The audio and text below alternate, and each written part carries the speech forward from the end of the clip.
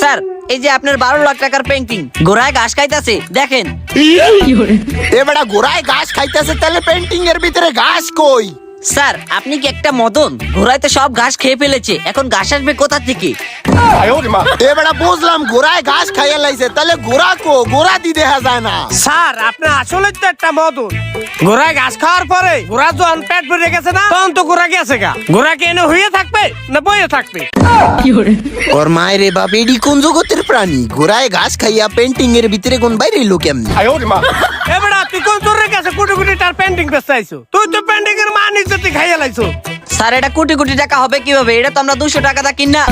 এই মিয়া সারেন আমার মুখ আটকে আপনি সত্যি কথা আটকাইতে পারবেন না। আমি হালাল ভাবে ব্যবসা করুন, বোঝেন নাই? 200 টাকা কিনে আনছি, তা কি হয়েছে? 12 লাখ টাকা বেচমু, দু একটা লাভ করুন না আমি।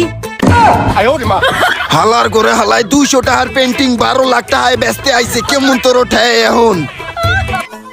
এত একটা মাথার মধ্যে গোবরে ভরা, আল্লাহ বলতারে পিঠ দিতে পারাইছে কি নিগা? ঘোড়া ঘাস খেয়ে গেছে গা, তো কি হইছে? ওই পেন্টিং এর মধ্যে ঘাস জন্ম নিলে ঘোড়া আবার খাইবো।